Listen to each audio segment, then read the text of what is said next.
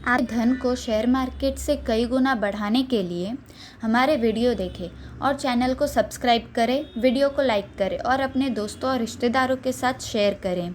नए वीडियो के नोटिफिकेशन के लिए बेल आइकन ज़रूर दबाएं। नमस्कार, मैं हूं स्वाति रायना और स्वागत है आप सभी का choice broking presents investment Gurukul के एक और शानदार एपिसोड में। पिछली बार इन्वेस्टमेंट गुरुकुल की क्लास में हमने जाना था कि डीमैट अकाउंट क्या होता है, उसे कैसे खोलते हैं, उसके लिए कौन से डॉक्यूमेंट्स की जरूरत होती है, आप कितने डीमैट अकाउंट एक साथ खोल सकते हैं। इन तमाम बातों पर हमने चर्चा की और जैसा कि हमने पिछली क्लास में कहा था कि हम इस बार बताएंगे कि ट्रेडिंग अकाउंट क्या होता है और demat account in fact most importantly खोलने के लिए आपको किन बातों का ध्यान रखना चाहिए। इन पर सब पर चर्चा करने के लिए हमारे साथ जी बिजनेस के मैनेजिंग एडिटर अनिल सिंह भी है। अनिल जी, डीमैट अकाउंट के बारे में तो हमने अच्छे से जानकारी पिछली क्लास में ली थी, लेकिन हाँ, ये जानकारी लेनी बाकी थी कि डीमैट अकाउंट खोल तो लिया, लेकिन किन बातों का ध्यान रखने की जरूरत है। देखिए, डीमैट अकाउंट में सबसे पहले और सबसे ज़्यादा ज़रूरी जो बात ध्यान में रखनी है वो ये है कि आपको उसकी सेफ्टी सिक्योरिटी इंश्योर करनी है। कैसे कि जैसे अगर मैं आपको कहूँ कि आपका बैंक अकाउंट का इंटरनेट बैंकिंग का लॉगिन आईडी पासवर्ड मुझे दे दो, आप देंगी क्या? बिल्कुल नहीं। बराबर है, किसी को भी नहीं। किसी को भी नहीं। ठीक उसी तरह से ये समझ लीजिए डीमैट अकाउंट आपके शेयरों का बैंक अकाउंट है। बिल्कुल। अगर मेरे पास आपकी लॉगिन आईडी पासवर्ड है और मैंने ऑनलाइन अगर शेयर ट्रांसफ़र वगैरह कर दिए, करा दिए, कुछ भी ऐसा, तो वो आपको ध्यान में रखना है। दूसरा, आपको एक चीज़ जो ध्यान में रखनी है वो ये है कि भाई आपको रिक्विजिशन स्लिप्स भी खाली ब्लैंक साइन करके किसी को नहीं देनी। ये जिसके बारे में पिछली बार हमने चर्चा की। जैसे ब्लैंक चेक की तरह आपने किसी को दे दिया, जो अपनी जिसके हाथ में आया उसने नाम भर के अगर पैसे रहे बैंक में डाल दिया तो उसके हो जाएंगे। तीसरा, एक पावर ऑफ अटॉर्नी होता है जो आमतौर पर ब्रोकर मांगते हैं। अब इसमें थोड़ी समस्या है। समस्या क्या है कि अगर आप ब्रोकर को एक पावर ऑफ अटॉर्नी दें, और पावर ऑफ अटॉर्नी में क्या होता है कि आप ये लिख के देते हैं बेसिकली कि आप जब चाहे मेरे अकाउंट में से शेयर निकाल सकते हैं, मैं जब चाहे मेरे अकाउंट में शेयर डाल सकते हैं, क्योंकि मेरा अकाउंट आपके यहाँ है। और जब भी मैं खरीदूंगा बेचूंगा तो मुझे आपको शेयर देने लेने होंगे, तो आप उसको अथॉरिटी देते हैं। अब आमतौर पर ब्रोकर वैसे गलत नहीं करते, और ये पावर ऑफ अटॉर्नी इसलिए मांगी जाती ताकि हर बार आपको क्लाइंट को फ़ोन करके नहीं बोला भाई आपने शेयर बेचे, जरा शेयर ट्रांसफ़र कर लो, या वो बोलेंगे कि आप पहले शेयर ट्रांसफ़र करो फिर बेचेंगे। गलती से शेयर आपने ट्रांसफ़र नहीं किए, किसी वजह से नहीं आए तो ये थोड़ा सा वो प्रोसेस में टाइम लग जाता है। तो उससे बचने के लिए ब्रोकर कहते हैं कि आप पावर ऑफ अटॉर्नी दो, अथॉरिटी दे दो। अब आप जब अथॉरिटी दे देते हैं तो वैसे तो जिम्मेदारी की बात है कि मिसयूज नहीं होनी चाहिए, और आमतौर पर होती भी नहीं है, लेकिन कुछ कुछ केस ऐसे होते हैं और आते भी हैं सामने। एक आध लोग ऐसे निकल आते हैं। हाँ, मतलब आपकी अनुमति के बगैर ट्रांजैक्शन कर दिया, आपकी अनुमति के बगैर शेयर ट्रांसफ़र कर दिए, या समझे आपने कोई ट्रेड किया उसमें लॉस हो गया, उस लॉस की भरपाई करने के लिए दूसरे शेयर बेच दिए और हमें पता ही नहीं चला। हाँ, भाई आपको पूछेगा थोड़ी। जब आपने अथॉरिटी दे रखी है और पैसा चाहिए और आपने पैसा नहीं दिया, उसमें लॉस कोई तरीका नहीं पता करने का कि है। तरीका ये है कि आजकल SMS अलर्ट है, ईमेल अलर्ट है, तो आपकी जो भी डिपॉजिटरी है उसके साथ आप अपनी ईमेल आईडी या मोबाइल नंबर रजिस्टर करवा दीजिए, तुरंत आपको SMS आ जाएगा। कोई भी ट्रांजैक्शन हाँ, अब ट्रांजैक्शन तो हो जाएगा, लेकिन होने के तुरंत बाद आप अलर्ट हो। ऐसा नहीं कि 6 महीने बाद आपको पता चले अरे ये 6 महीने पहले मैंने शेयर बेचे थे क्या, ये शेयर कब ट्रांसफर हो गए, तो वो आपको शॉक नहीं लगेगा। अलर्ट रहना जरूरी है। हाँ, तो अगर आप किसी को पावर ऑफ अटॉर्नी दे रहे हैं तो फिर आप आने वाले हर एक SMS या ईमेल को गौर से देखिएगा कि अगर कोई शेयर आपके अकाउंट में आया या निकला, ये समझना जरूरी है। और अगर ये फ्रॉडगिरी समझ में आ गई और पकड़ा गया तो क्या एक्शन? वो तो फिर लंबा चौड़ा काम है, इतना आसान देखो हिंदुस्तान में फ्रॉड पकड़ने और फ्रॉड पकड़ के उससे पैसे निकलवाने या शेयर निकलवाने या सजा देने का काम आसान तो है नहीं। फिर तो लंबी चौड़ी प्रोसेस है, एक्सचेंज में कंप्लेन करो, सेबी में कंप्लेन करो, और उसके बाद भी कोर्ट में जाओ, और वो हो नहीं पाएगा आपसे। नुकसान की भरपाई होती है ऐसा अगर किसी ने गलत बहुत मुश्किल है, कहने के लिए होती है, कानून तो है ही है, हर नुकसान की भरपाई होती है। अगर आपके साथ कोई गलत हुआ तो होगी, लेकिन अल्टीमेटली आपने साइन तो किया ना, एंड ऑफ डे आपने साइन तो किए। हमारी सुरक्षा हमारे हाथ में, सावधानी ही सबसे बड़ा बचाव है। हाँ।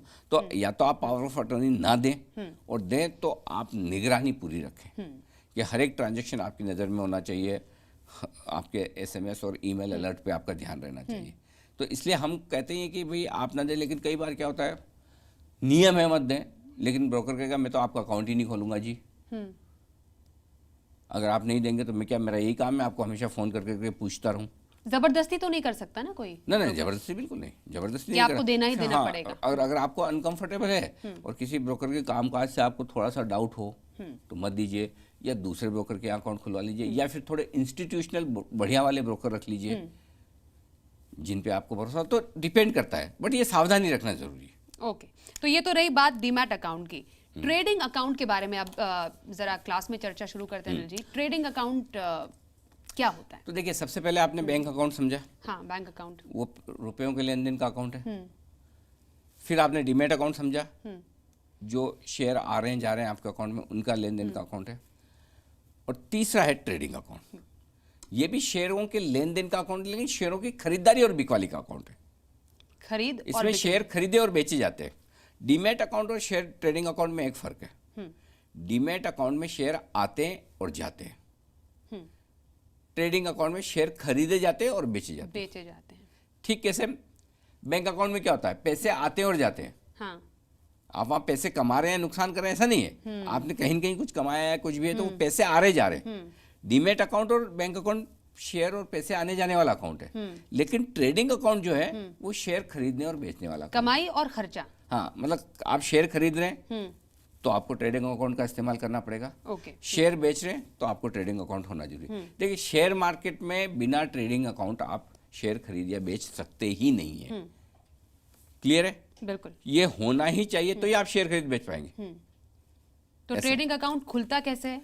बिल्कुल सेम प्रोसीजर है। ट्रेडिंग अकाउंट खुलता है किसी ब्रोकर के यहाँ, जैसे कि चॉइस ब्रोकिंग है। ठीक है, ब्रोकर कौन है? ब्रोकर मेंबर है किसका? स्टॉक एक्सचेंज का। एक्सचेंज का। स्टॉक एक्सचेंज कौन से हैं? आमतौर पर जो फेमस हैं वो एनएससी और बीएससी, और भी हैं, लेकिन एनएससी और बीएससी, और इन सब का रेगुलेटर कौन है? सेबी। तो ऊपर सबसे सेबी, सेबी के नीचे दो स्टॉक एक्सचेंज, एनएससी और बीएससी। एनएससी और बीएससी ने अपने हजारों मेंबर बना रखे हैं। उन मेंबर्स को हम आम बोलचाल की भाषा में ब्रोकर कहते हैं। सब तरह के होंगे, कोई बैंक भी ब्रोकर बन सकता है, आप में भी बन सकते हैं, कोई चॉइस ब्रोकिंग भी ब्रोकर है। उनके नियम कानून है, इतना एक्सपीरियंस होना चाहिए, इतने पैसे होने चाहिए, इतने डिपॉजिट होने चाहिए, आप वो रिक्वायरमेंट को पूरी करिए, इतना अनुभव होना चाहिए, एप्लीकेशन कीजिए, एक्सचेंज आपको ब्रोकर बना देगा। एक ज़माना था पहले ना, ब्रोकर कार्ड होता था, उसको बीएससी का कार्ड बोलते थे। हाँ। तो और हर कार्ड की एक वैल्यू होती थी, और एक्सचेंज बहुत लिमिटेड कार्ड इशू करता था। अच्छा। हाँ, तो जिसको कार्ड मिल गया मतलब वो एकदम शहंशाह है, प्रेस कार्ड की तरह। और प्रेस कार्ड तो कुछ नहीं है उसके सामने। अच्छा। मतलब बीएससी का कार्ड होना मतलब, और बीएससी कार्ड की वैल्यू होती थी करोड़ों में, करोड़ों में। अब नहीं है। अब तो क्या है, जिसके पास पैसे हैं डिपॉजिट देने का, जिसके पास एक्सपीरियंस है, जो चाहे उतने कार्ड ले ले। अब कार्ड के नंबर पे रेस्ट्रिक्शन नहीं रहा ना। पहले क्या था, जब खाली बीएससी हुआ करता था तो बीएससी ने फिक्स करा था हम इतने कार्ड इशू करेंगे, तो स्कैरसिटी रहती थी, और हर कार्ड पे एक लिमिट होती थी कि एक कार्ड पे आप इतने से ज़्यादा की पोजीशन नहीं बना सकते। अच्छा। इतने से ज़्यादा कारोबार नहीं कर सकते। तो अपने आप कार्ड की एक तो स्कैरसिटी है, उसके ऊपर कारोबार करने की लिमिटेशन है। तो वो ज़माना अलग था, रिंग का ज़माना। उसके बाद एनएससी आया, धीमे धीमे धीमे ये सारी चीज़ें खत्म हो गई। कार्ड की कोई जितने कार्ड इशू करना है करिए, एक्सचेंज ने रूल चेंज कर लिया, आइए पैसा लाइए, डिपॉजिट दीजिए, अपना एक्सपीरियंस बताइए कि आपको ये धंधा करना आता है, हम कार्ड इशू कर देंगे। कितना धंधा करना है, पहले लिमिट होती थी, अब कोई लिमिट नहीं। आपके ऊपर अपने फायदे नुकसान। मतलब है फायदे नुकसान, फायदे ही ज़्यादा है। और दूसरा ये कि भाई आपके पास जितना पैसा है, पैसा जमा कराते रहिए, बिजनेस बढ़ाते रहिए, एक्सचेंज को कोई प्रॉब्लम नहीं है। ऐसा नहीं कि 10 कार्ड लेने की जरूरत है मुझे। पहले एक जमाने में एक एक ब्रोकर के पास 2 कार्ड, 4 कार्ड, 5 कार्ड, 8 कार्ड होते थे, क्योंकि जिसके पास जितने ज़्यादा कार्ड हो उतना बड़ा ब्रोकर, है ना। अब ये सब खत्म हो गया। वो जमाना भी अलग था, मज़ेदार था। लेकिन आपके लिए समझने के लिए सिर्फ इतना है कि आपको जो अकाउंट खुलवाना है वो किसी न किसी ब्रोकर के यहाँ खुलवाना है। जब आप अकाउंट खुलवाने जा रहे हैं तो आपको क्या करना है, ब्रोकर का रजिस्ट्रेशन नंबर देखना है। भाई साहब सेबी के साथ रजिस्टर्ड है ना आप? वो बोलेगा हाँ जी मैं हूँ। तो आप उसका रजिस्ट्रेशन नंबर देख लीजिए और देखते ही पूरी तरह से उस पर 100% भरोसा मत करिए। हाँ, तो मत भरोसा करिए। करने के लिए क्या करना पड़ेगा? सेबी की साइट पे जाके क्रॉस वेरिफिकेशन कीजिए, Verification, है कि नहीं? सेबी की साइट पे जाइए। अच्छा, अनिल सिंह भी ये ब्रोकर हैं जी, या चॉइस ब्रोकिंग ये ब्रोकर है जी। अच्छा, चॉइस ब्रोकिंग का ये नंबर जाके सेबी की साइट पे आपने डाला, देखा चॉइस ब्रोकर, हाँ भाई परफेक्ट ब्रोकर है, एकदम सही ठीक ठाक, फिर आप अकाउंट खुलवा लीजिए। वैसा तो आपको पहले निश्चिंत हो जाना है कि ब्रोकर सही है, सेबी की साइट पे मिलेगा आपको, उनका रजिस्ट्रेशन नंबर मिलेगा, मैच कर लीजिए, ये सब कुछ है, डिटेल्स मैच कर लीजिए, बस ठीक है। और डीमैट अकाउंट की तरह ही ट्रेडिंग अकाउंट में भी वही डॉक्यूमेंट्स देने पड़ेंगे? हाँ, कमोबेश आमतौर पर वही डॉक्यूमेंट लगते हैं। और सपोज आप डीमैट अकाउंट और ट्रेडिंग अकाउंट एक ही ब्रोकर के यहाँ खुलवा रहे हैं तो बार वो बार शायद देने की जरूरत नहीं। हाँ एक ही बार सेट से काम हो जाता है, क्योंकि आमतौर पर जब आप अकाउंट ओपनिंग फॉर्म मंगवाते हैं ना किसी ब्रोकर से, तो दोनों साथ में ही आते हैं। ट्रेडिंग अकाउंट और डीमैट अकाउंट साथ में ही आता है, वो पूरा पैक बन के आता है कि भाई दोनों ही साइन कर देना। खाली एक ही प्रॉब्लम है मुझे ये समझ में, इतने साइन करवाते हैं भाई, पूछिए मत। अच्छा, हाँ, अब वो अब इतने डिजिटल, उसमें डिजिटल कोई रहा नहीं, मतलब ऑनलाइन ही आपने नहीं, अप्रूवल कर लिया, अभी लेकिन भी फिर भी अकाउंट तो एक बार फिजिकल खुलवाना ही पड़ता है, और वो 60 70 80 100 पेज का आता है, उसमें 250 साइन करने पड़ते हैं। पढ़ता कौन है? कोई नहीं, जिसने अब मुझे नहीं पता, जिसने बनाया उसने पढ़ा नहीं पढ़ा लेकिन वो पढ़ता तो कोई है नहीं। अच्छा, इतने पन्नों में लिखा क्या होता है? अच्छा एक, हाँ ये अच्छा सवाल, इसमें एक चीज बताऊं, अगर आपने गलती से पढ़ लिया उसको तो आप अकाउंट ही नहीं खुलवाएंगे। मैं यही जानना चाह रही थी। तो मतलब वो इतनी सारी टर्म्स कंडीशन लिखी होती है, आप सोचोगे अरे रहने तो मुझे इन्वेस्ट ही नहीं करना। तो वही वाली बात है कि आप सारे एक साथ लिख लो कंडीशन, और एक अकाउंट से एक साइन सिंपल करा लो ना, लेकिन नहीं हर पेज पे इनिशियल होना चाहिए, हर जगह जहाँ लिखा वहाँ इनिशियल होना चाहिए। बाद में कोई दिक्कत तो नहीं आती इसे, क्योंकि टर्म्स एंड कंडीशंस क्योंकि आपने पढ़े नहीं, क्योंकि आपने अप्रूव भी कर लिया। हिंदुस्तान में सबसे ज्यादा कोर्ट केस किस चीज पे चल रहा है? Property case. प्रॉपर्टी पे सबसे ज्यादा डॉक्यूमेंट्स कहाँ बनते हैं, किन डील्स में बनते हैं? प्रॉपर्टी के। उसके बावजूद होते ना केस इतने सालों से। मैं बता रहा हूँ प्रॉपर्टी केस खत्म हो जाए, अदालतों के पास काम ही ना बचे। 70% के काम अदालत के पास प्रॉपर्टी के। और आमतौर पर ये ऐसा नहीं कि मतलब कोई 5 10 15 साल 20 साल में ऐसे खत्म नहीं होते, ये जनरेशन तक चलते हैं। मतलब मेरी जनरेशन से कोर्ट केस शुरू हुआ प्रॉपर्टी का, हो सकता है अगली 2 जनरेशन भी चल जाए, ऐसा हाल है बुरा। अब तो फिर भी थोड़े फास्ट होने लगे। तो इसलिए पॉइंट ये कि आप कितना ही डॉक्यूमेंटेशन कर लो, डिस्प्यूट होना होगा तो होगा, और उस समय ये डॉक्यूमेंट कुछ काम तो आते नहीं। देखिए, ब्रोकर ये बोलेगा कि मैंने सब लिखवा के लिया था, तब भी कुछ नहीं, गलत किया तो प्रूफ होगा। बिल्कुल। आप ये बोलोगे कि मैंने सब मेरे से बिना बोले लिख लिया या मैंने लिख के दे दिया, इसका मतलब मेरा हक खत्म हो गया? जी नहीं, वो भी नहीं है। खाली यही कि उसमें कुछ कुछ चीज़ें जो इंपॉर्टेंट होती है ट्रेडिंग अकाउंट का, अगर आप एक एग्रीमेंट पढ़ रहे हैं तो उसमें कहाँ कितनी ब्रोकरेज लगेगी, ब्रोकर आपसे किस तरह के चार्जेस लेगा, वो चीज़ें थोड़ी क्लियर कर लें, वो क्लियर होने चाहिए, वो क्लियर कर लें। बाकी कुछ नहीं, आप कितनी ब्रोकरेज चार्ज करोगे, क्या करोगे, बस उतना क्लियर कर ले, बाकी ठीक है। तो क्लास हमारी जारी रहेगी। एक छोटे से ब्रेक के लिए यहाँ पर रुकते हैं, और ब्रेक के बाद भी हम ट्रेडिंग अकाउंट के लिए कौन कौन से चार्जेस आपको देने पड़ेंगे इस पर चर्चा करेंगे। देखते रहिए choice broking presence investment Gurukul. Welcome back, आप देख रहे हैं choice broking presence investment Gurukul, जिसमें आज की क्लास में हम बात कर रहे हैं ट्रेडिंग अकाउंट की, और इस पर हमें जानकारी और अच्छे से समझा रहे हैं जी बिजनेस के मैनेजिंग एडिटर अनिल सिंघवी। अब जरा प्रोसीजर पे बात करते हैं अनिल जी। मतलब मुझे शेयर कैसे मिलेंगे, बेचने पर पैसा कैसे मिलेगा किसी ट्रेडिंग अकाउंट से, ये प्रक्रिया कैसे चलती है? पहले खरीद नहीं पाए, जब खरीदोगे नहीं तो बेचोगे किससे? हाँ, करेक्ट। शेयर खरीदने के लिए आपको क्या करना है, अब हम आगे आपको ये भी बताएंगे कि ट्रेडिंग अकाउंट कैसे खुलवाए जाते हैं और किस तरह से वो ट्रेडिंग अकाउंट आप ऑपरेट कर सकते हैं। क्योंकि आमतौर पर 2 तरह के ट्रेडिंग अकाउंट होते हैं, एक ऑनलाइन, दूसरा ऑफलाइन। डिजिटल और non digital, physical. Physical. Online account क्या है? आपने अकाउंट खोला, लॉगिन आईडी पासवर्ड मिल गया, ये सब हो गया, आपका इंटरनेट से के थ्रू कनेक्शन हो जाएगा, और आपका डीमेट अकाउंट लिंक हो गया, बैंक अकाउंट लिंक हो गया, शेयर खरीदे बेचे, पैसा ट्रांसफर किया, शेयर ट्रांसफर किया, सब कुछ इंटरनेट पे आपने भाव देखा, ट्रेड कर लिया, ये ऑनलाइन हो गया। दूसरा है ऑफलाइन। ऑफलाइन में आप ब्रोकर को फ़ोन करते हो, करेक्ट, यार भाई क्या लग रहा है मार्केट, ये वो, अच्छा मेरे लिए यार ये शेयर खरीदना है, अभी लूँ बाद में लूँ, 2 बात की आपने, मन बनाया खरीदना है, अभी लेना है बाद में लेना है, जो भी है, और मन हुआ ले लेना तो ले लिया, ये ऑफलाइन हो गया। तो पहले ऑफलाइन बड़ा पॉपुलर था, अब ऑनलाइन पॉपुलर हो रहा है धीमे धीमे।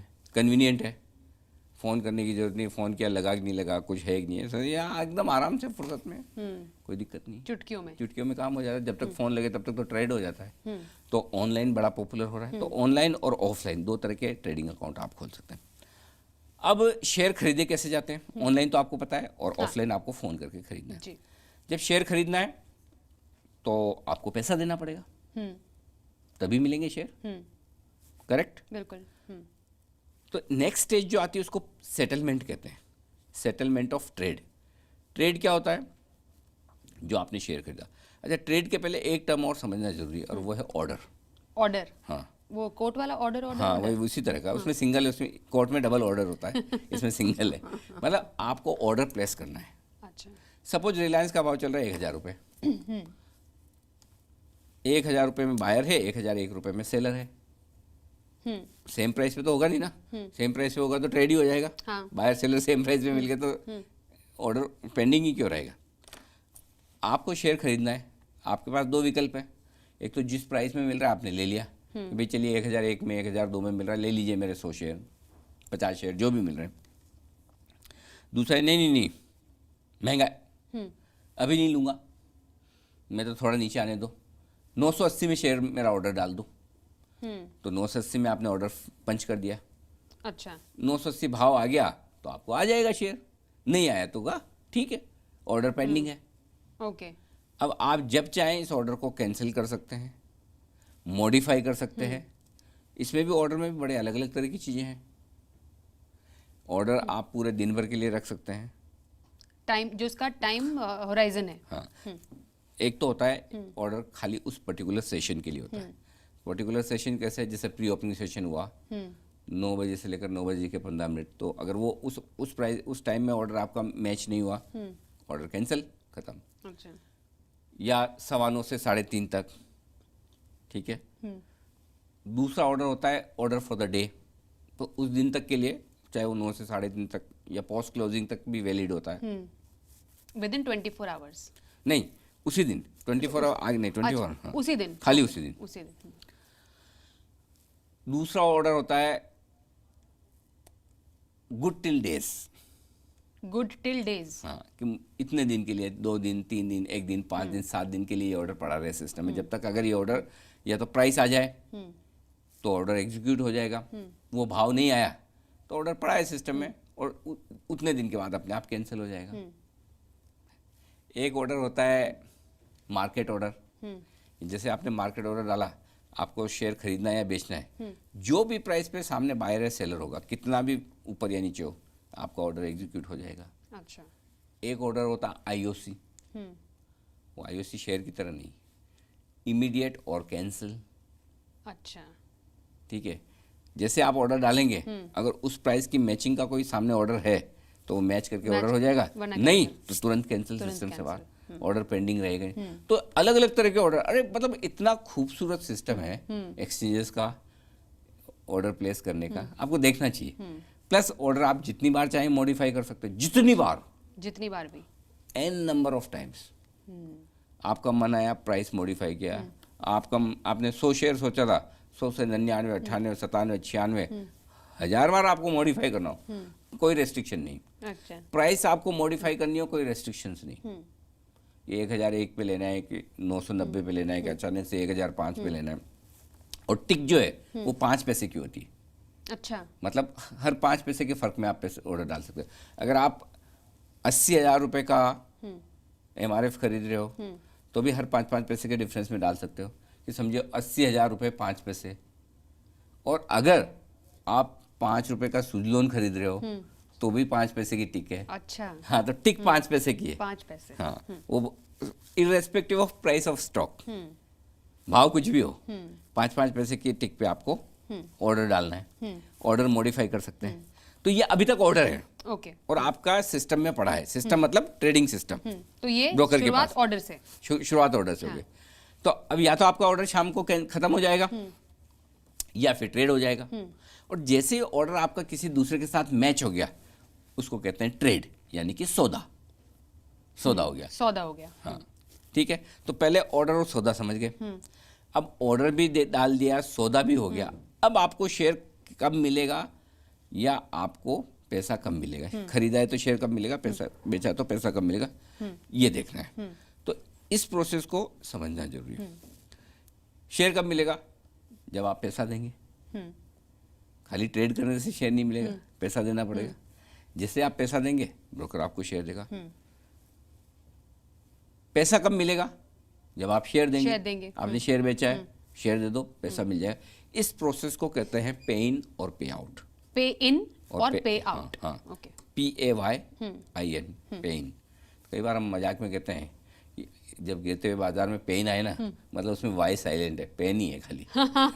पेन है, दर्द है खाली, मतलब दर्द ही दर्द है आपके लिए, पेन है। तो पेन है, लेकिन वही है कि पेन, पे आउट, सेटलमेंट, ये जो टर्म है इसको और अच्छे से समझना जरूरी है। क्यों जरूरी है कि जब आप शेयर खरीदने जाते हैं तो आपको कुछ मार्जिन देना होता है। मार्जिन क्या होता है, कितना होता है। प्लस जब आप शेयर खरीद रहे हैं, और समझिए आपको जो पैसे देने थे आपने नहीं दिए तो, कम पड़ गए तो, या शेयर देने थे नहीं दिए कम पड़ गए तो, या किसी वजह से ट्रांसफर नहीं कर पाए तो, 50 चीजें, बहुत सी चीजें। अच्छा। प्लस जब आप ट्रेडिंग अकाउंट ब्रोकर के यहाँ खुलवा रहे हैं तो आपको ये भी समझना जरूरी है कि ब्रोकर्स आपसे क्या क्या टर्म्स कंडीशन मांग रहा है। वो आपका जो अकाउंट खोल रहा है, उस अकाउंट के खोलने में, जैसे हमने डीमेट अकाउंट में बताया था ना आपको, कि भाई वो कितने पैसे चार्ज कर रहा है आपसे, अकाउंट ओपनिंग चार्जेस कितने हैं, मेंटेनेंस चार्जेस कितने अकाउंट मेंटेन करने के, हर ट्रांजेक्शन पे कितने चार्ज कर रहा है। ठीक उसी तरह से साथ ही आपको ये भी समझना जरूरी है कि ट्रेडिंग अकाउंट जब आप किसी ब्रोकर के पास खोल रहे हैं तो वो क्या क्या पैसे आपसे लेने वाला है, पे इन पे आउट कैसे होगा, सेटलमेंट कैसे होगा, शेयर नहीं दिए लिए, पैसे नहीं दिए लिए तो क्या होगा, ये सब चीजें भी हम आपको आगे बताना। तो इस क्लास में तो हमने काफी ज्ञान ले लिया अनिल जी। अगले क्लास में हम और भी इसमें आपसे जानेंगे ट्रेडिंग अकाउंट के बारे में। लेकिन अगले एपिसोड से पहले जो हमारा फूड फॉर थॉट होता है, आपने बहुत सारा प्रोसीजर बताया कि ट्रेडिंग अकाउंट में क्या होता है। इसकी मास्टरी में कितना टाइम लग जाता है, या उम्र भर सीखना ही है, या बहुत आसान है?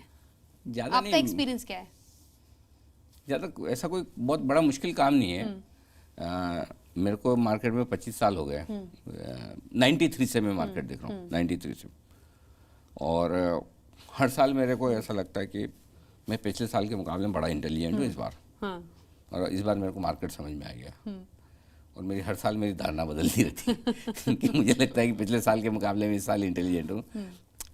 देखिए, बाजार की एक खूबसूरती है, जिस दिन आपको ये समझ में आया कि आपको मार्केट समझ में आ गया, ऐसा तगड़ा थप्पड़ मार्केट आपके मुंह पे मारता है ना कि आपकी सारी होशियारी धरी रह जाती है। तो जिस दिन आपको और कॉन्फिडेंस आ गया कि मैं मार्केट समझ गया, वही उसी दिन तुरंत ट्रीटमेंट, या देर ही नहीं है, ना देर है ना अंधेर है।